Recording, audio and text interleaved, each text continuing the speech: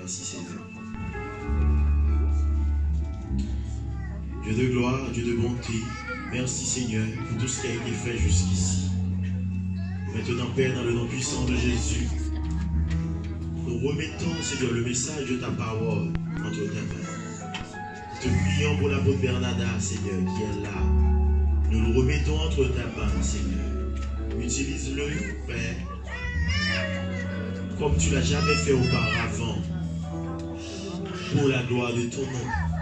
Nous remettons les cœurs, les frères, les sœurs, les vies qui sont là devant toi aujourd'hui. Alléluia. Nous les remettons entre ta main, Seigneur. Au nom puissant de Jésus. Amen. Amen. Préparez-vous. Entre-temps, nous disons bon retour. Nous saluons la sœur Manine qui est avec nous avec un peu longtemps. Bon retour à frère Yvon qui revient des vacances en République dominicaine. Que le Seigneur te bénisse. Donc, nous invitons l'apôtre Bernarda.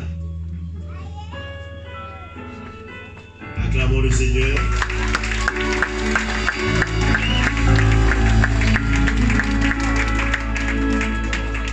Pour ceux qui ne connaissent pas encore l'apôtre Bernarda, c'est un globe d'auteur, il va pour le monde pour prêcher la bonne nouvelle de l'évangile. Amen. Donc il est avec nous comme d'habitude, ça fait peut-être 4 années. Où à chaque fois c'est lui qui fait le lancement de l'année. Ici à l'église. Amen.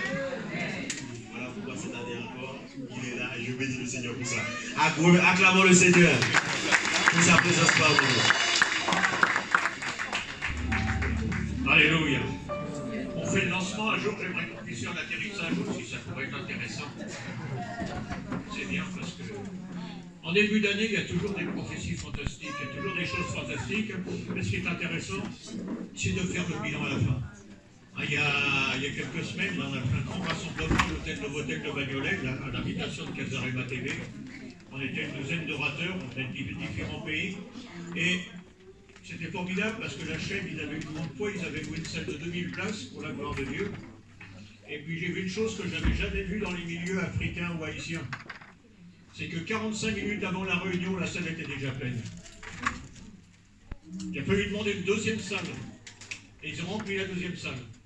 Et il y avait même des gens dans les cuisines de l'hôtel. Et il y avait plus de 3000 personnes qui étaient là pour écouter la parole de Dieu. Alléluia. Et le groupe de louange a eu des problèmes parce qu'ils n'étaient pas du tout prêts. On avait commencé à 20h. Et l'ennui, c'est que les chrétiens ont commencé à chanter à 19h15. Donc il y a un frère qui jouait du synthé, qui a pris le synthé, qui a commencé à animer la louange parce que le groupe n'était pas du tout prêt. Donc on a fini à 5h du matin, on a fini à 7h30 le lendemain matin pour la gloire de Dieu. Allez, je peux vous dire que Dieu a agi avec une manière qui nous a tous étonnés. Amen. Alors donc, comme j'ai entendu tout à l'heure, bonne année. C'est quelque chose que vous m'entendrez jamais dire. Si vous saviez le nombre de personnes depuis le début de janvier, même la fin décembre, qui seraient incapables de dire bonne année parce qu'ils ont eu des tas de problèmes à cette époque. Je n'arrête pas d'entendre des serviteurs de Dieu, j'en ai encore entendu un ce matin, qui sont actuellement à l'hôpital. Je pense au pasteur La Falaise, que pas mal le connaissent, il est à l'hôpital pour des gros problèmes pulmonaires. Au pasteur Ruinaire, mais c'est le cœur qui a des problèmes. Et un autre pasteur, je ne sais pas encore son nom, mais qui est en train de mourir à l'hôpital aussi. Les médecins ont dit que c'est terminé pour lui. Donc ça, il faut dire bonne année, c'est toujours difficile. Bonne année, bonne santé. Là, il y a 5 ans maintenant, quand on m'a dit bonne année, bonne santé, au mois de mars, je peux vous dire que je pensais à ceux qui m'avaient dit bonne santé. Je disais, ça c'est une chose prophétie, puisque moi-même à l'époque, j'étais en train de mourir. Alléluia, mais que Dieu n'a pas voulu ça. Gloire à lui. Quand les chrétiens disent gloire à lui, moi je dis c'est dommage, je suis monté au ciel, j'ai vu la gloire de Dieu là-haut. Et je peux vous dire que ma seule envie, c'est de repartir rapidement là-haut, que le Seigneur vienne nous chercher. Amen. Non, ce que je veux vous souhaiter ce matin, et pour toute cette année, c'est la réussite. Dites pas Amen trop vite. Dites pas Amen trop vite. Parce que si un frère ici revient dans quelques semaines avec une énorme Mercedes neuve, si sa femme a un énorme diamant au doigt, il y en a qui vont dire qu'il a réussi, ou ils ont réussi. Bon, peut-être que si c'est le pasteur qui vient avec une grosse Mercedes et la sœur Mona avec un gros diamant au doigt, il y en a qui vont dire le pasteur a volé dans la caisse de l'église. C'est possible. En 1986, je crois, si je me rappelle bien, début 86, j'ai été invité à Paris pour prier pour une personne. C'était dans un appartement dans le quartier le plus chic de Paris. Un appartement énorme. Quand je suis rentré dans l'appartement, j'ai cru que j'aurais besoin d'un GPS pour trouver sa chambre. L'appartement était énorme. Cet homme, c'est un politicien qui avait été un des fondateurs de l'Union européenne. Un homme très puissant, très connu. Il avait plusieurs châteaux, il avait un nom tellement long que vous ne pouvez pas le mettre sur sa carte d'identité. Il avait des voitures et tout ça, mais cet homme, il était dans un lit. Et pourquoi il était dans le lit? Parce que les médecins lui avaient dit qu'il avait un cancer et que c'était terminé pour lui. Et j'avais rencontré sa fille, je ne sais plus dans quel cadre, et sa fille m'avait dit, est-ce que tu pourrais, mon père demande, est-ce que tu pourrais faire prier pour lui? Cet homme ne croyait pas en Dieu. Alors j'y suis allé quand même, j'ai pas dit c'est un mécréant, je ne dirais pas. J'y suis allé, et je me souviens que j'étais auprès du lit de cet homme, un homme très riche, un homme très puissant, très connu et tout, souvent beaucoup, quand certains prononçaient son nom, je peux vous dire que les gens en avaient peur. Et je lui ai expliqué le Seigneur, je lui ai expliqué la parole de Dieu, et j'ai vu cet homme puissant qui s'est mis à pleurer. J'avais un des hommes les plus puissants peut-être en Europe, qui était en train de pleurer devant moi. Et moi à l'époque, je vivais avec 50 centimes dans ma poche. Et c'était pas 50 centimes d'euros, c'était 50 centimes de francs. Hein, ça fait moins de 10 centimes d'euros. Et pendant un an, je n'ai jamais eu plus de 10 centimes d'euros dans ma poche. Je peux vous dire qu'en un an, je n'ai jamais manqué une seule fois de nourriture. J'avais pas de logement. Et quand j'arrivais dans une église, les frères et sœurs étaient touchés, me disaient, frère, tu le joues pendant que tu es à l'église. Je disais jamais, je n'ai pas de logement, je disais, je n'ai pas encore réfléchi. Viens loger chez nous. Mais au bout d'un moment, il me disait, ça y est, frère, on sent qu'il faut que tu partes.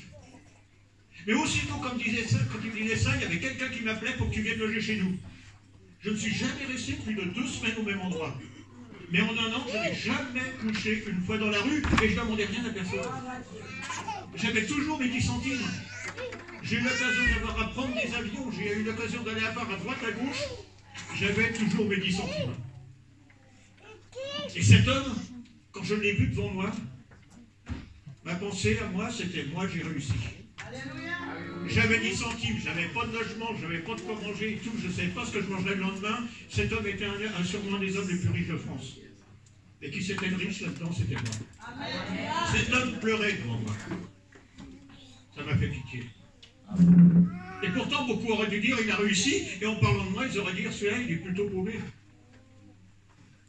Mais celui qui avait réussi dans l'histoire, c'était moi. Et c'est cette réussite-là dont j'ai envie pour vous, pour nous. Bon, si Dieu vous donne des Mercedes, si Dieu vous donne ceci, cela, alléluia, merci Seigneur. Si vous donne 2 Mercedes, vous pouvez m'en donner une, ce sera une bénédiction et je vous remercierai. Dieu aime les riches. Dieu veut des riches. C'est ça qui aiderait les pauvres. En général, c'est vrai que ce n'est pas toujours les plus riches qui aident ceux qui n'ont pas grand-chose. On voit que les plus généreux, ce ne sont pas toujours ceux qui ont beaucoup d'argent. Mais la réussite, c'est d'être là où Dieu le veut. C'est de faire ce que Dieu veut. C'est d'avoir ce que Dieu veut et pas ce que nous voulons. Est-ce qu'il y en a un ici qui va me dire, moi j'ai envie d'être pauvre? Non. Et pourtant, moi j'ai envie d'être au chômage? Non. Et pourtant parfois c'est quand on est au chômage que je me touche. Vous savez qu'on est dans un petit village, il y a 80 personnes dans ce village où on habite. Et dans la région où on est, les gens, c'est chacun pour soi. Ils disent pas Dieu pour tous, parce qu'il y a longtemps qu'ils ne s'occupent plus de Dieu, mais c'est chacun pour soi. Et dans notre village, on vous visite 2 fois dans votre vie. On vous visite le jour où vous arrivez dans le village, et on vous visite le jour où vous êtes mort, on vient sauver votre corps. Mais entre deux, c'est l'ignorance totale. Personne ne se fréquente. Et donc, nous, quand on est arrivé dans le village, bien sûr, le maire est venu nous saluer, il y avait 2 habitants. Il nous a dit bonjour, qu'est-ce que vous faites? Alors quand on a dit qu'on était serviteurs de Dieu et tout, et qu'on crée une association en plus dans le village pour la gloire de Dieu, je peux vous dire que ça a fait un choc. Et moi il m'a dit, monsieur, vous savez, moi je n'ai pas besoin d'un Dieu. Il a dit, je suis riche, je suis en bonne santé, c'est un producteur de cognac et tout ça, c'est quelqu'un qui a beaucoup d'argent et ceci, cela. Ma femme était riche, même avant de me connaître, elle est en bonne santé, elle est jolie. Mes enfants, tout marche bien et tout. Il a dit, pourquoi voulez-vous que j'ai besoin d'un Dieu puisque j'ai tout? J'ai répondu, monsieur le maire, je vous souhaite que l'accouchement soit sans douleur. Parce que le jour où vous allez comprendre que vous avez besoin de lui, ça veut dire qu'il va y avoir des problèmes. Des années après, ma femme est morte assez jeune d'un cancer, il y a eu des problèmes et tout, et maintenant il se retrouve tout seul. Il est dans sa grande maison, vous verrez, chez nous, on a des grandes maisons. Les maisons, il y a des grands murs tout autour qui font 5 ou 6 mètres de haut, donc quand vous êtes enfermé dans vos murs, vous ne voyez personne. Et moi, je vois cet homme qui a été puissant, qui a été le maire, qui a été tout ça, il est enfermé dans sa maison avec des grandes portes, il ne voit pas l'extérieur, on ne le voit jamais. Il est en train de vieillir, de pourrir dans sa maison de riche. Et c'est ça qui l'a la réussite, je me vois bien, mais moi, j'ai pas envie de cette politique. Chez nous, on a des grands murs, c'est vrai, mais le portail, quand on est là, il est ouvert en grand pour que tout le monde puisse rentrer. Les chats rentrent, les chiens rentrent, ça fait mettre en colère ma femme. Et parfois, il y a des personnes qui rentrent comme ça sans savoir pourquoi. Mais notre portail est ouvert. La réussite, c'est d'avoir sa porte aussi ouverte. Quand nous revenons de mission, quand nous sommes en voyage ou quoi que ce soit, ou quand on vient de la région parisienne, avec tout ce bruit dans les églises et tout ça, quand on arrive chez nous, c'est le silence total. Vous savez, la première vidéo, on entend les mouches voler. Chez nous, même les mouches, quand elles volent, elles ne font pas de bruit. Alors, les premiers jours, je dis à ma femme, on ferme la grille. On n'ouvre pas la grille parce que je veux un peu de tranquillité. Et les gens de notre région, ils savent que quand la grille est perdue, c'est pas la peine de sonner, soit on n'est pas là, soit on n'ouvrira pas. Et un jour, donc la grille était fermée, et tout d'un coup, on sonne à la porte. J'ai dit, qui c'est ce casse-pied qui arrive? C'est mon moment de tranquillité. Ma femme dit, on va y aller quand même. Je dis, moi, j'y vais pas, débrouille-toi avec. Je l'entends qui discute dehors, je ne m'approche pas, et tout d'un coup, elle me dit, il faut que tu ailles voir l'homme qui est dehors. Je dis, bon, bah j'y vais. Qu'est-ce que vous voulez? Il me dit, voilà, je suis entrepreneur de travaux publics, est-ce que vous avez des chantiers ou quoi que ce soit à proposer? Je m'installe dans la région. Et il regarde une toiture de notre maison, là on a plusieurs bâtiments, il voit une toiture, il dit, votre toiture, elle n'est pas terrible. Est-ce que je peux la regarder? Alors je lui ai entré, regarde la toiture, il dit, il faudrait refaire tout ça. J'ai dit, en effet, il faudrait la refaire, je lui en ai fait 2 devis actuellement. On nous a proposé des sommes et tout, mais je trouve que c'est trop cher et j'attends. Et l'homme me dit, mais on vous demande combien? Je lui dis le prix. Il me regarde, il me dit, moi je vous fais le même travail pour 1000 € de moins. C'était une somme, c'était quand même pas loin de 25% du prix du travail qu'il demandait. Je lui ai dit, écoutez, ça m'intéresse, mais il y a un problème, il faut que ce soit fait dans les 4 jours qui viennent. Parce que dans 4 jours, on sera parti. Il dit, il n'y a pas de problème, je vous mets une équipe demain matin, dans les 4 jours, la toiture est finie. J'ai dit, ok, on signe, on a signé les papiers, le devis, tout ça. Et le lendemain, il vient, il met ses gars, les gars, c'est le toit, on commence à démonter la toiture et tout. Et puis il dit, mais qu'est-ce que vous faites dans la vie? Et je lui explique qu'on est serviteur de Dieu, on voyage pour la gloire de Dieu. Et l'homme me regarde et me dit, mais vous n'êtes quand même pas évangélique? Mais pourquoi vous me dites ça? Parce qu'il me dit, je fais partie de la communauté des gens du voyage. Et j'ai 2 fils qui sont pasteurs. Et il me dit, j'ai un fils qui a une église à 17 km de chez vous. Et comment ça, il y a une église? Je dis, ça fait 30 ans qu'on habite là, on ne savait même pas qu'il y avait une église dans le coin. Et depuis, le Seigneur a fait qu'on puisse aller dans cette église. Des fois, on va présenter la Sainte Seine et tout, on est accueillis, maintenant, c'est formidable. Et maintenant, même on va les aider à travailler gratuit. Enfin, on fait des échanges de travaux, ça fait qu'ils jouent dans la facture, on verra plus tard ou quoi que ce soit. Mais le Seigneur nous a envoyé quelqu'un parce qu'on a aussi ouvert notre porte à un moment où ma femme a accepté, moi je ne voulais pas. C'est pour ça que si vous travaillez auprès des défavorisés, vous allez voir la gloire de Dieu tomber sur vous. C'est obligatoire. C'est obligatoire. Donc c'est être heureux où on est, et comme on a, vous avez vu tous ces gens qui manifestent en ce moment à Paris et ailleurs, vous voyez qu'ils sont heureux, ces gens. Ils croient, en ce moment, ils croient qu'ils sont heureux parce qu'ils croient qu'on va leur donner tout ce qu'ils demandent. Vous croyez qu'on va augmenter le SMIC de 200 €, vous? Si vous croyez ça, vous rêvez, messieurs, dames. Parce que c'est pas possible, même s'ils le voulaient, c'est pas possible. Ils sont en train de demander des choses impossibles, on ne leur donnera pas. Tout ce que ça leur apporte à ce moment, c'est de prendre des gaz lacrymogènes et des coups de matraque et tout ça. Mais ça ne va pas leur rapporter plus, il ne faut pas qu'ils rêvent. Mais tous ces gens-là qui sont... Moi je dis les églises, elles devraient être au milieu des gilets jaunes, vous savez pourquoi? C'est pour se mettre à genoux au milieu des groupes. Et disent, vous voulez avoir des bénédictions? Mettez-vous à genoux. Et soyez contents. Il y a beaucoup de frères et sœurs qui viennent d'Haïti. Je pense que sans vouloir se vanter, parce que je suis français, vous êtes content quand même d'être en France. Les maisons, même si ce n'est pas toujours terrible, sont beaucoup plus correctes qu'au pays. Tout le monde est sûr, plus ou moins, d'avoir à manger ici. Et il y en a beaucoup qui disent, j'aurais pas envie de retourner habiter au pays. On connaît bien Haïti pour savoir qu'adéquat, il faut vraiment avoir ne pas avoir le choix pour y habiter. On est content d'être ici. Alors bien sûr, vous pourriez avoir 5 000 € par mois. Mais est-ce que vous n'êtes déjà pas content de ce que vous avez? Au lieu de demander ce qu'on voudrait, bénissons le Seigneur pour ce qu'il nous a déjà donné. Alléluia. Alléluia. Je vois encore personne, peut-être que vous vous cachez, je vois personne ici avec des vêtements lambeaux. Je vois personne ici qui dit j'ai pas mangé depuis une semaine.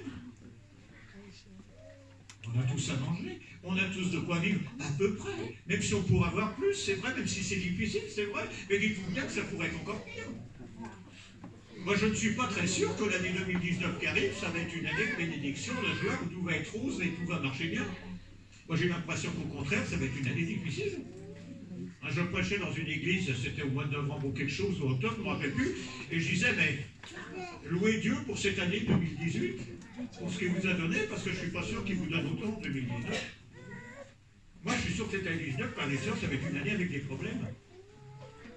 Et qu'on verra, comme dit la Bible, ceux qui connaissent l'Éternel et ceux qui ne le connaissent pas. Ce sera une différence. La réussite, c'est d'être où Dieu nous veut, comme il nous veut. Regardez Jean-Baptiste dans le désert, dans Matthieu, vous savez, ce prophète avec un vêtement en poil de chameau qui mange des sauterelles. Vous avez déjà mangé des sauterelles? C'est pas terrible. C'est pas mauvais, mais c'est pas ce qu'il y a de mieux. Ça vaut pas un bon steak ou quelque chose comme ça. Même si maintenant il faut être vegan, paraît-il. Mais les sauterelles, c'est pas terrible. Cet homme, il était dans le désert, et je croyais, moi, le désert, on y est allé, on était dans le Negev et tout, quand il fait 50 degrés, donc il fait presque frais. Il n'avait rien. Et pourtant, regardez tous ceux qui sont venus à lui, tous ceux qui ont été baptisés, tous ceux qui ont donné leur vie au Seigneur. C'était pas le souverain sacrificateur avec sa grande tenue, son pectoral, avec tout ce terre et tout, qu'on voyait au temple de Jérusalem, etc. C'était un type qui n'avait aucun intérêt. Et pourtant, les gens venaient à lui pour être baptisés. Regardez l'apôtre Paul, je ne sais pas comment vous imaginez l'apôtre Paul, mais moi je me souviens, pour moi Paul c'était un grand bonhomme avec une autorité incroyable, un truc fantastique, et pourtant quand on lit, il dit dans la parole de Dieu que son apparence était décevante.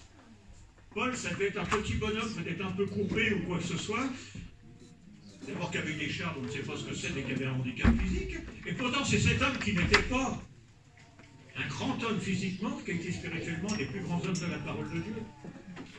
La réussite, c'est d'être ce que Dieu veut qu'on soit. À chaque fois, on demande la bénédiction. Et combien, encore une fois, demandent les problèmes? Un jour, nous étions, c'était à Châtellerault, dans la Vienne, c'était la Convention nationale d'un mouvement d'église. Et il y avait un orateur qui vient du Canada qui a dit « Qui veut voir la gloire de Dieu ici ?» Si je pose la même question aujourd'hui, qui veut voir la gloire de Dieu, lever la main, je pense que tout le monde va lever la main. Il y avait 400 personnes. Il a dit ok, il a dit maintenant, qui veut passer dans la vallée de l'ombre de la mort? Je peux vous dire que personne n'a levé la main si je vous demande ça aujourd'hui. Et bien il a dit aucun d'entre vous ne verra la gloire de Dieu. Parce qu'il a dit la gloire de Dieu, souvent on la voit quand on passe par la vallée de l'ombre de la mort. C'est quand on est malade, c'est quand j'étais sur mon lit avec des perfusions partout, des dialyses partout et tout ça, c'est là que j'ai senti la gloire de Dieu. C'est là que je sentais que les infirmières, les médecins qui venaient me voir, presque j'avais l'impression qu'ils étaient jaloux de moi. C'est eux qui me soignaient, c'est eux qui disaient que j'allais mourir, et pourtant, les infirmières qui disaient, mais monsieur, qu'est-ce que vous avez avec vous? Vous êtes tout seul pour la journée, il n'y a que votre femme qui a le droit de vous voir, et encore très peu de temps par jour, et pourtant on a l'impression que vous êtes bien. Je disais, mais moi je suis très bien. Et vous, vous êtes stressé. Et moi j'étais bien, je dis, regardez ce que j'ai là. La parole de Dieu. Le Seigneur est avec moi toute la journée. Alléluia. Et je peux vous dire que la maladie, je connaissais. J'ai vu des milliers, des centaines de milliers de malades dans ma vie. J'ai vu des morts. J'ai vu des morts ressuscités, c'est vrai, par la prière. Mais moi, la maladie dans mon corps, à part un rhume de temps en temps, il touche, je ne savais pas trop ce que c'était. Et maintenant, je sais ce que c'est qu'être malade, je sais ce que c'est qu'être mourant, je sais ce que c'est qu'un médecin t'annonce. Mon ami, vous ne vivrez pas longtemps, vous ne sortirez jamais de cette pièce. Le jour où vous sortirez, ce sera entre 4 planches, comme dit un médecin. Je sais ce que c'est. Et je bénis le Seigneur pour ça. Parce que ce que j'ai vécu, ça a permis de témoigner à beaucoup d'autres. Les télévisions ont pris ça, il y a eu des émissions qui ont été faites, des trucs, des machins, c'est passé dans le monde entier, des dizaines de milliers de témoignages et tout à travers le monde. Et ce que j'ai vécu, ça a permis à d'autres de dire, Merci Seigneur, ce Dieu est grand. Parce que je ne sais pas si vous écoutez beaucoup de prédicateurs, quand ils racontent leur vie, tout est toujours formidable. C'est toujours des gens qui ont été pleins d'esprit. Vous savez, c'est un peu comme dans les bandes dessinées, ceux qui connaissent Astérix Obélix. Vous savez, les Gaulois. Il y a les Romains qui attaquent le village gaulois tout le temps, et à chaque fois que les Romains attaquent, il y a le druide là, qui met de la potion magique, et chaque Gaulois, il boit un petit coup de potion magique pour taper sur les Romains. Mais il y en a un qui ne boit pas de potion magique, c'est Obélix. Pourquoi? Parce que quand il était bébé, il est tombé dans la marmite. Et comme il s'est gavé de potion magique pendant qu'il était bébé, il n'a plus besoin d'en prendre à chaque fois parce qu'il l'a du pain éternel, il est rempli de la puissance de la potion à longueur de temps. J'ai l'impression qu'il y a certaines personnes, c'est pareil. On a l'impression qu'ils ont été bénis dès qu'ils sont nés et qu'ils sont restés dans la bénédiction tout le temps. Jamais de problème, jamais rien. Moi j'admire les serviteurs de Dieu qui disent, moi j'ai eu des problèmes. Moi j'ai eu des hauts, moi j'ai eu des bas. Convertis-toi mécréant, parce que moi avec mon Dieu j'ai la bénédiction. Un jour j'ai entendu, donne ta vie à Jésus, tu seras béni 100% des jours de ta vie. Moi j'avais marqué sur le papier 100% menteur, c'est pas vrai. Donne ta vie à qui tu veux, tu ne seras jamais béni à 100%. Même à Jésus, tu auras des moments de difficulté. Mais dans les moments de difficulté, tu sentiras la présence de Dieu. Si tu la sens dans la bénédiction, alléluia. Mais ce qui est mieux, c'est de la sentir dans les difficultés. C'est facile d'avoir les bras en l'air, gloire à Dieu, Dieu est puissant quand tout va bien. Mais quand tout va mal, quand tu es dans la rue, tu es en train de geler, tu n'as plus rien à manger. Moi j'ai connu un homme qui était dans le métro à Paris dans les années 80. Il vivait dans le métro, comme ça, un SDF. Alors à l'époque, il n'y avait pas eu encore d'attentat, donc il y avait des consignes dans les gares. Et le peu de vêtements qu'il avait, il mettait ça dans une consigne et puis il fermait ça à clé. Et il y a une seule chose qu'il n'a jamais quittée dans le métro. C'était sa Bible. Et vivant dans le métro sans rien à manger et tout, il était toujours avec sa Bible sous le bras à porter la parole de Dieu.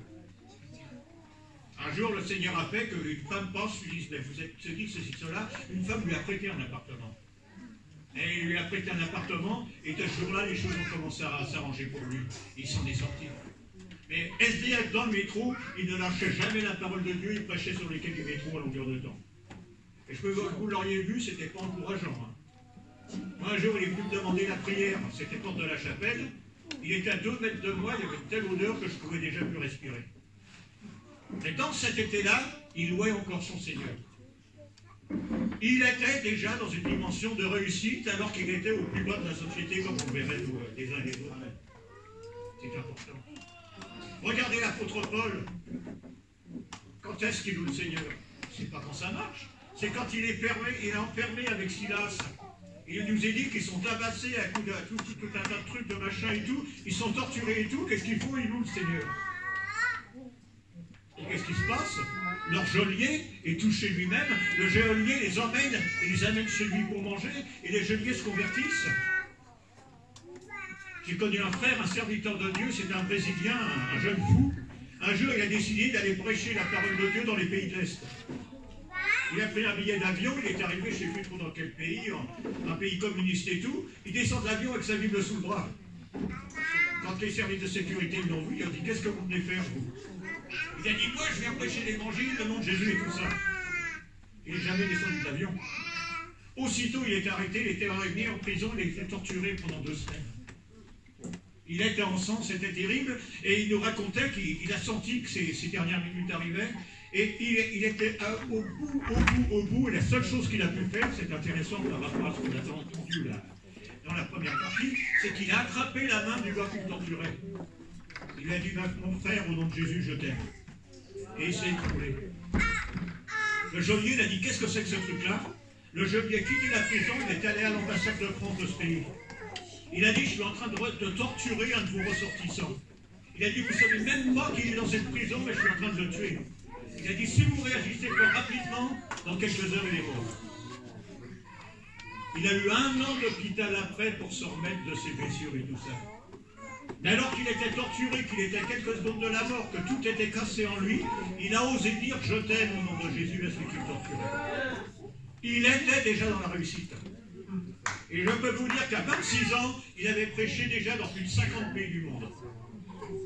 Et qu'il est retourné quelques années plus tard, j'ai regardé une vidéo, je crois qu'il l'avait vu aussi, il est retourné quelques années plus tard en Russie pour prêcher l'évangile. Mais cette fois ici, il a été accueilli comme un roi. Il a été prêché dans une caserne près de Moscou. 1000 soldats russes se sont convertis, ont donné leur vie à Jésus. Alléluia. Et un général de l'armée russe, qui était député, a donné sa vie au Seigneur. Et il a dit, moi j'ai besoin qu'on me donne 2 millions de Bibles. Ils ont dit, mais pourquoi 2 millions de Bibles?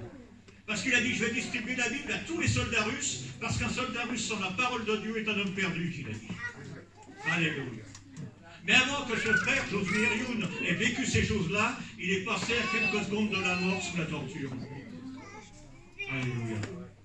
Certains auraient dit, mais il est complètement fou d'aller là-bas, il ne faut pas y aller. C'est bien fait pour lui, on ne va pas prêcher la parole de Dieu dans les pays communistes. Ben lui, il est allé. Il a été torturé, il a souffert. Et déjà dans la souffrance, il avait cette vision de la réussite. Alléluia. Et moi, j'aime ce frère, parce que c'est ce frère qui prêchait le jour de la conversion. Et quand j'ai entendu son témoignage, j'ai dit, après un témoignage pareil, on ne peut pas rester mécréant, on ne peut pas rester incroyant. Et ce jour-là, j'ai été le seul d'ailleurs à donner ma vie au Seigneur. Alléluia. Les bénédictions arrivent quand les problèmes sont là. La Bible nous dit que le geôlier les a pris chez lui pendant la nuit, à 7 heures de la nuit. Les ténèbres étaient en eux, mais étaient autour d'eux aussi, et pourtant c'est là qu'ils se sortent. Et au verset 16-34, chapitre 16, verset 34, il est conduit dans son logement, il leur servit à manger, il se réjouit avec toute sa famille parce qu'il avait cru en Dieu. C'est ce que Dieu veut pour nous. Frères et sœurs, on est déjà dans une dimension de réussite. Oh, tu pourrais avoir plus, c'est vrai, tu pourrais aussi avoir moins. Soyons contents déjà ce qu'on a, et tous ces gens qui manifestent, ils devraient être contents, parce que dans certains pays, s'ils manifestaient, ils seraient tous en prison actuellement. Et ils seraient tous battus et torturés dans certains pays. Il y a des pays où simplement, si tu dis le président n'est pas bon, tu te retrouves en prison, tu es torturé, même si tu n'as pas manifesté. Je connais des pays, si je pense à un pays d'Afrique que je connais où je suis allé, si jamais simplement tu dis je ne suis pas d'accord avec le président, aussitôt tu es arrêté comme opposant politique. Même si tu n'es pas d'accord avec le fait que le président a dit qu'il fallait rouler à droite plutôt qu'à gauche, rien que ça, tu es un opposant politique, tu es en prison et tu es torturé. Ça fait 50 et quelques années que le président est président de la République. Plus c'est une république soi-disant démocratique, il est président démocratique à vice-président. Et il fait des tas de problèmes et tout. Donc soyons contents parce que nous, on a encore la possibilité de se plaindre. Si tu es dans la maladie, je te l'ai dit tout à l'heure, c'est pas facile d'être en maladie. Mais est-ce que tu es déjà dans la réussite au travers de la maladie ou de tes problèmes? Je me souviens d'une fois d'une sœur qui vient me voir, c'était aussi à Paris à l'époque, à Porte de la Chapelle.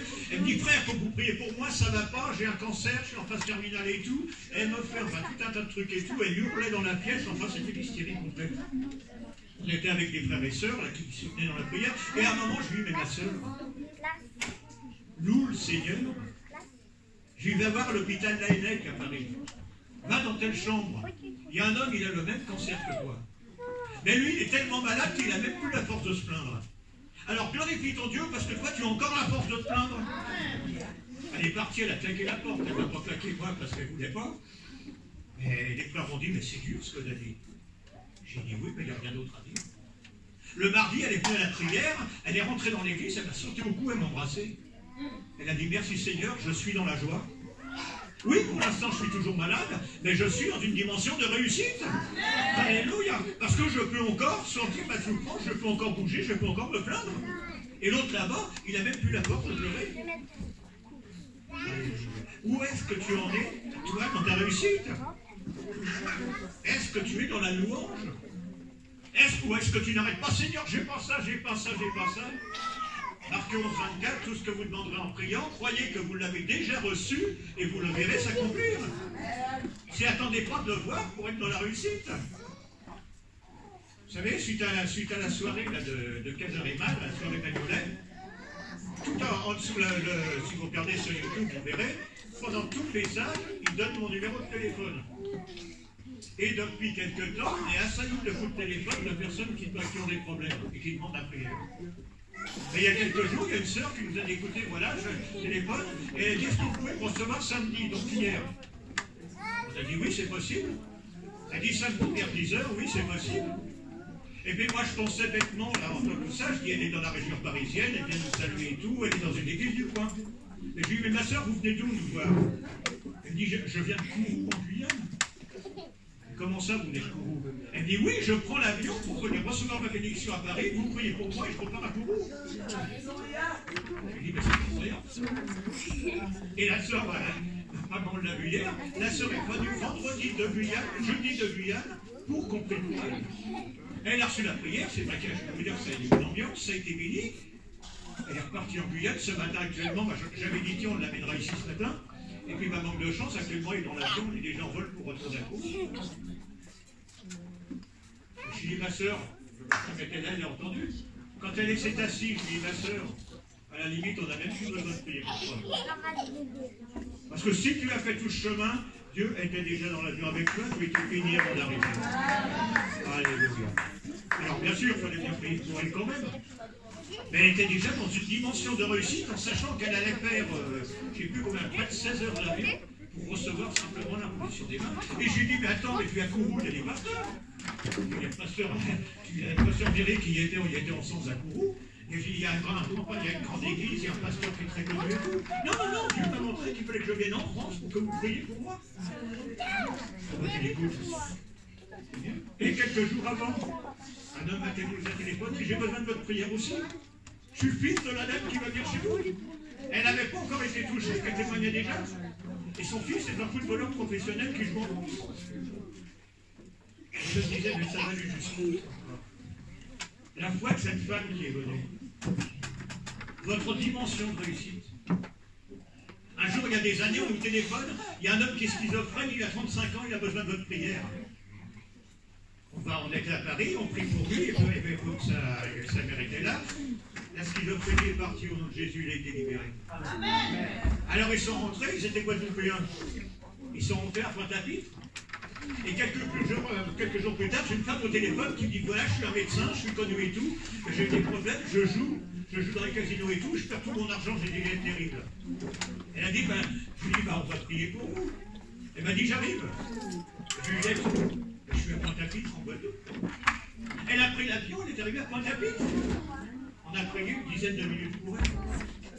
Elle est repartie, elle a dit, gloire à Dieu, je suis béni. Quand elle est arrivée en Guadeloupe, elle nous a téléphoné. Elle a dit, c'est incroyable, j'ai dû fouiller dans ma boîte aux lettres. Le fisc français m'a fait un cadeau de 6 000 € de dette que j'avais. Ils ont annulé ma dette. Mais un troisième homme a téléphoné, j'ai besoin de votre prière. Et vous, vous êtes où? Et moi, je suis en Guadeloupe, j'arrive. Il a pris l'avion, il a vu de Guadeloupe pour qu'on prie pour lui. J'ai dit à ma femme, on ne peut pas continuer comme ça, on ne va pas déranger toute la Guadeloupe pour qu'on leur impose pas un hasard. Alors on a prié. On a dit, Seigneur, c'est nous qui devons aller en Guadeloupe. Mais on connaissait personne d'abord. Les amis guadeloupéens de Paris ont dit, on va vous organiser une mission. Ils ont galéré pendant des mois, personne ne voulait de nous en Guadeloupe. Personne ne voulait de nous. Et moi j'ai prié, le Seigneur m'a dit, le 1er mai, tu seras à Pointe-à-Pitre. Et personne ne voulait de nous. Les sœurs ont commencé à paniquer complètement. Et vous inquiétez pas, les billets d'avion arrivent. Et quelques jours plus tard, une jeune fille que j'avais rencontrée dans le sud de la France, pour qui j'avais prié, me dit, pasteur, j'aurais besoin de ta prière et tout. Je lui ai écrit, on se met d'accord. Et je lui ai dit, écoute, je te mets dans le cœur qu'on doit aller en Guadeloupe. 2 semaines après, il y avait 2 billets d'avion, Paris-Pointe-à-Pitre. On était le 1er mai à Pointe-à-Pitre pour la gloire de Dieu. Et on avait un groupe de 2000 personnes qui nous recevaient. Et on a commencé, non pas à prier pour les malades et tout ça, on a commencé à former des responsables. Et au bout de 15 jours, on avait 50 équipes de prière qui pouvaient prier, déjà faire le boulot pour nous. Tout ça parce qu'un jour, une femme avait eu la foi d'amener son fils schizophrène en sachant qu'il allait être guéri. Elle était dans la bénédiction, elle était dans l'assurance de la réussite. Et suite à ça, on a passé 1 mois en Guadeloupe, et je ne me rappelle plus, on a fait plus de 50 réunions en Guadeloupe. Des milliers de personnes ont été touchées pour la gloire de Dieu, parce qu'une sœur avait eu la vision de la réussite. Alors que quand vous avez un schizophrène à la maison, je ne sais pas si vous l'avez déjà vu, c'est quand même pas facile à vivre. Surtout en plus quand c'est votre enfant, et qu'il a 35 ans, puisqu'il est costaud. C'est ce que Dieu veut pour nous pendant cette année. une vision de réussite, que quel que soit où vous en êtes en ce moment, vous soyez déjà dans la réussite, qu'elle soit financière, qu'elle soit au niveau du travail, qu'elle soit au niveau du chômage. Il y en a qui réussissent de manière formidable au niveau du chômage. Parce que quand tu es chômeur, au lieu de pleurer, j'ai pas de travail, tu fais des pauvres. Toi, tu as encore une maison sur le chômage, eux, ils sont dans la rue. Je peux vous dire, c'est incroyable le nombre de chômeurs qui trouvent du travail dans des organisations humanitaires où ils vont aider bénévolement. Parce que dans les organisations humanitaires, il y a des pauvres, mais il y a aussi des riches qui soutiennent les organisations. Et moi, j'ai connu une femme, c'était au secours catholique, je crois, et tout, qui était bénévole. Et un jour, un homme lui a dit, mais qu'est-ce que vous faites là? Vous êtes payé et tout. Elle a dit, non, je suis bénévole, je n'ai pas de travail, ça me plaît pas. Il a dit, madame, je vous embauche tout de suite dans mon entreprise là. Parce qu'elle avait aidé des gens plus malheureux qu'eux, donc elle sortait, elle était dit, alléluia, arrête de pleurer et rentre déjà dans la réussite. Et si déjà tu as tout, mais je ne sais pas, il y a peut-être ici des chrétiens, vous êtes dans le Seigneur, mais en même temps vous avez tout ce qu'il vous faut. Vous sentez que vous êtes bien, vous êtes dans la réussite. Je me rappelle du témoignage d'une femme, c'était en Argentine. Cette femme, elle était très riche, elle avait un château, elle avait 22 domestiques dans son château. Elle avait des terres, elle avait de l'argent, elle passait son temps à gérer sa fortune, mais cette femme ne sortait jamais de sa propriété parce qu'elle était toujours en train de travailler. Jour et nuit et tout, jour et nuit et tout. Et cette femme a découvert le Seigneur, elle s'est convertie. Et un jour, Dieu lui a dit, abandonne comme au jeune homme riche, abandonne tout ce que tu as, distribue-le aux pauvres. Elle a vendu son château, elle a vendu ses propriétés, elle a tout perdu pour la gloire de Dieu. Elle s'est retrouvée sans rien. Mais voilà qu'après avoir tout vendu, je ne sais plus dans quelles conditions, elle rencontre un pasteur, elle raconte son histoire. Le pasteur lui dit, c'est trop intéressant, viens raconter ça dans l'église. Elle est venue témoigner parce qu'elle n'avait plus rien et tout dans l'église, ils l'ont accueillie, ils l'ont logée. Mais une autre église a entendu ça, elle est bien témoignée aussi. Et plus elle témoignait, plus les grandes églises invitaient. Elle a commencé à témoigner, elle a commencé à circuler, à faire toute la journée. Mais les États-Unis, ils ont entendu son témoignage, ils ont dit, vous, tu veux prêcher aux États-Unis? Et moi, j'ai rencontré cette femme, elle est arrivée en Europe, et cette femme faisait le tour du monde pour glorifier le Seigneur. Elle avait donné tout ce qu'elle avait, tout. Elle avait envoyé ses 22 domestiques, ses châteaux et tout. Et je peux vous dire qu'à ce moment-là, elle était vraiment dans une réussite nouvelle. Elle a voyagé en un an 100 fois plus qu'elle avait voyagé dans toute sa vie. Et le Seigneur l'avait aidé. Alors, frères et sœurs, pour moi, ce vœu cette année, c'est que vous soyez dans une réussite, dans la réussite selon Dieu. Si c'est dans la réussite humaine, merci Seigneur. Si c'est dans la difficulté humaine, merci Seigneur. Mais que vous soyez dans une dimension de réussite. Et que vous soyez prêts, quel que soit le niveau où vous en êtes, le niveau de problème, le niveau de bénédiction, à rentrer dans une dimension qui va rendre les gens jaloux. Et je me rappelle simplement un témoignage pour finir, c'était un jeune, c'était du côté d'Antibes, sur la Côte d'Azur, où tous les gens sont riches. Et ce jeune, il avait 19 ans. Et il prêchait l'évangile sur les plages, et quand vous êtes sur les plages sur la Côte d'Azur, si vous louez un fauteuil, ça vous coûte trop, le code 30 ou 40 euros par jour, enfin c'est des fortunes. Mais ce jeune, il prêchait l'évangile, mais il y avait quelque chose de spécial, ce jeune, il était aveugle. Et il était aveugle seulement depuis 1 an. Parce que c'était un jeune fou, qui faisait de la moto dans tous les sens. Et un jour, il y a eu un accident, il est passé par-dessus la moto, il n'avait pas de casque, il s'est cogné la tête dans une terre, il a perdu la vue. À 18 ans, il perdait la vue. Mais ce jeune homme prêchait sur les plages en disant que je suis aveugle, depuis que je suis aveugle, je vois la gloire de Dieu. Et les gens venaient au Seigneur par le témoignage d'un jeune aveugle. Il aurait pu dire, qu'est-ce que c'est que ce Dieu qui me rend aveugle ou quoi que ce soit? Qu'est-ce que c'est que ce Dieu? Moi, quand j'étais à l'hôpital, les chrétiens m'ont dit, mais Dieu n'est pas juste avec toi. Tu as voyagé dans plusieurs pays d'Afrique, tu as voyagé dans plusieurs pays et tout, tu rentres, tu fais un attaque de paludisme, tu vas mourir. Ce Dieu n'est pas juste. C'est des chrétiens qui m'ont dit ça, c'est pas des musulmans, des gens du monde. Ton Dieu à toi, il n'est pas juste. Moi, mon Dieu était juste.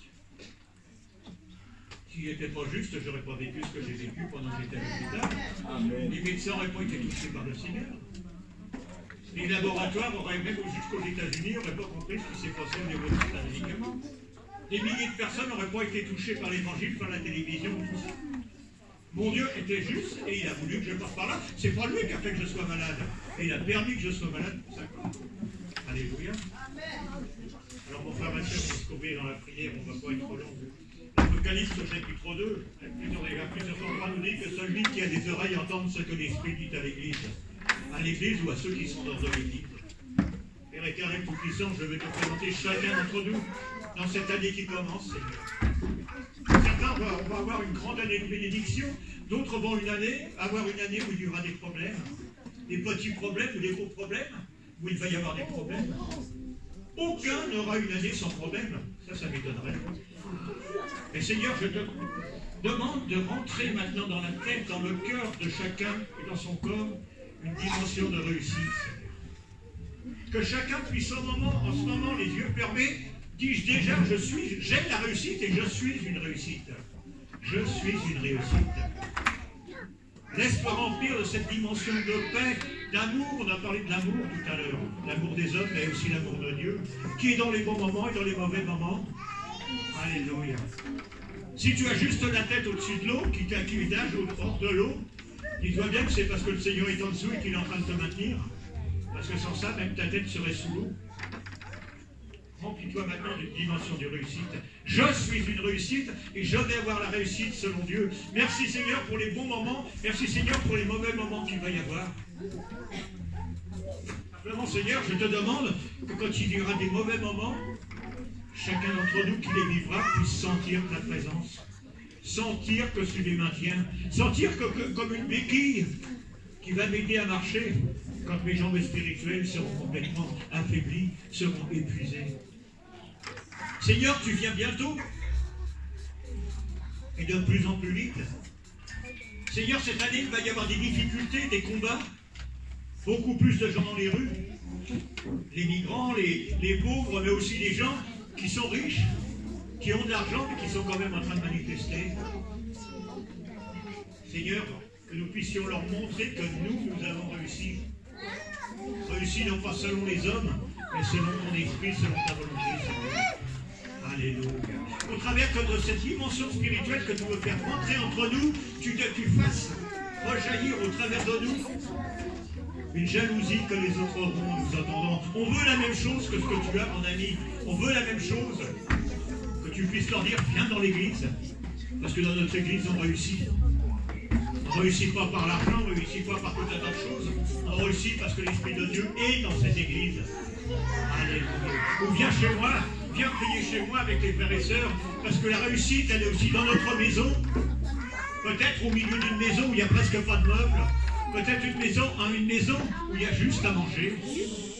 Mais Seigneur, que je puisse montrer la réussite.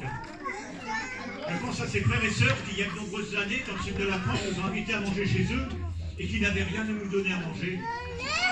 Mais quelques heures avant qu'on arrive, quelqu'un a frappé leur porte et leur a donné un demi-mouton pour la gloire de Dieu. Alléluia. Ils n'avaient rien, mais ils voulaient nous recevoir dignement pour la gloire de Dieu, et Dieu a envoyé plus de nourriture qu'on en avait besoin. Alléluia. C'est ce que Dieu veut pour toi aujourd'hui, mon frère, ma soeur. Entre dans cette dimension de réussite. Ne dis plus mais et peut-être. Mais Seigneur, quand dans le cœur de mon frère et ma soeur, il y a simplement j'ai et je suis. J'ai la réussite et je suis l'enfant de Dieu. Alléluia. Prépare-toi à cette année. Prépare-toi, le Seigneur vient bientôt. Est-ce que cette année se terminera pour les chrétiens? C'est même possible. Peut-être, je ne dis pas que je le sais, mais peut-être le Seigneur viendra, puisqu'il est écrit que le Seigneur viendra à l'époque de la fête des tabernacles. Je ne sais pas quelle année, mais ce qu'on sait, c'est que ce sera au mois de septembre, au mois d'octobre à peu près, au pire au mois de novembre, selon les années. Prépare-toi, mon frère, ma soeur, comme si c'était la dernière année que tu vas vivre sur cette terre. Que ce soit une année de réussite dans tous les cas de ta vie, par la puissance de l'Esprit du Seigneur et au nom de Jésus. Amen, restez bénis. Alléluia.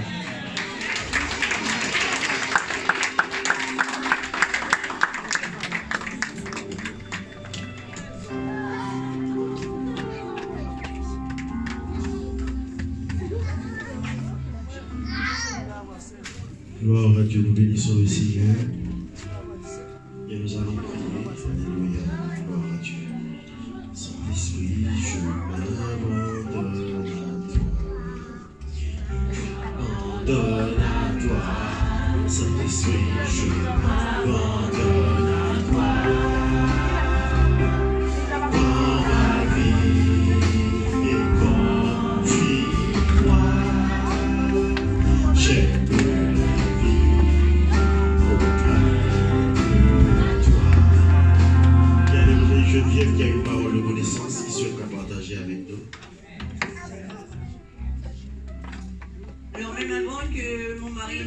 la réussite, je ne savais pas du tout ce qu'il avait prévu. Et le Seigneur m'a montré qu'il allait y avoir des dames qui allaient perdre leur emploi pendant cette année, mais qu'elles ne s'inquiètent pas, parce que le Seigneur est avec elles et que le Seigneur va les aider. Prenez ce temps pour vous occuper du Seigneur plus que vous n'en avez le temps d'habitude, et le Seigneur vous redonnera ce qu'il vous faut.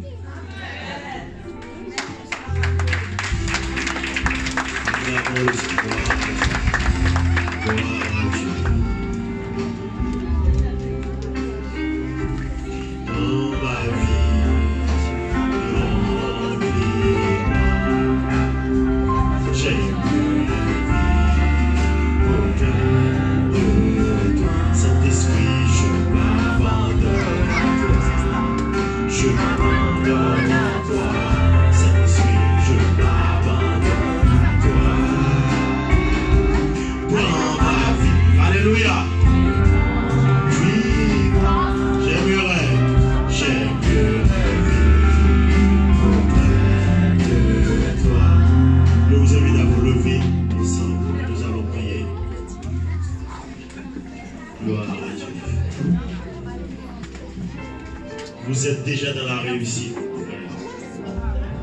Vous êtes déjà dans la réussite, pasteur. Malgré les difficultés, malgré les problèmes, vous êtes dans la réussite. Amen. Nous sommes dans la réussite. Alléluia. Gloire à Dieu. N'ayons pas peur de passer par la vallée de l'ombre de la mort. Non. Parce que c'est la condition pour voir la gloire de Dieu. Alléluia. Alléluia. Alléluia. Alléluia. Alléluia. Nous allons prier. Gloire à Dieu. Ensemble, tu vas prier pour ton année 2019. Ma soeur, tu vas prier. Mon frère, tu vas prier pour ton année 2019. À la gloire de Dieu. Gloire à Dieu. Prions ensemble. Éternel, mon berger, je ne manquerai de rien. Éternel Dieu, Seigneur des Seigneurs, merci pour ta parole. Que cette année, Seigneur, soit une année de réussite. Que les combats, les difficultés, Seigneur, ne nous fassent pas perdre de vue. Que cette année, c'est l'année, Seigneur, où nous allons réussir, pas selon les hommes, mais selon Dieu. Père, je remets cette assemblée entre ta main. Je remets l'apôtre Bernard à l'évangile Geneviève entre ta main. Je remets leur année 2019 entre ta main, Seigneur. Je demande pour chaque frère, chaque soeur, présente maintenant, Seigneur Dieu Père, en ce lieu. Je remets leur année 2019 entre tes mains, Seigneur. Alléluia. Gloire à Dieu. Qu'ils puissent, Seigneur, réussir malgré les soucis, malgré les maladies, malgré les combats, malgré les difficultés, malgré les attaques, malgré les déceptions, malgré les trahisons, malgré les soucis de toutes sortes, Seigneur. Père, nous voici devant toi comme des enfants bien-aimés. Étends ta main sur nous en cette année 2019. Étends ta bonté sur chacun de nous. Alléluia. Au nom puissant de Amen. Et mes bien-aimés, soyez patients avec moi 2 minutes. J'invite la sœur Stéphanie à passer. Nous allons faire une prière pour elle. Gloire à Dieu. Je demande à la bonne d'évangile Geneviève. Fais-toi.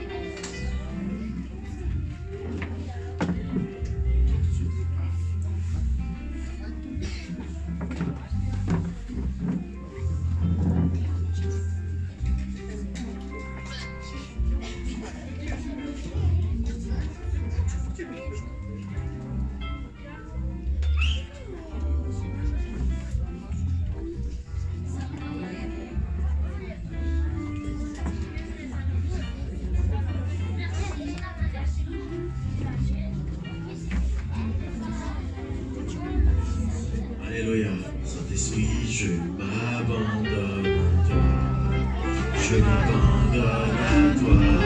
Saint-Esprit, je m'abandonne à toi. Dans ma vie, alléluia.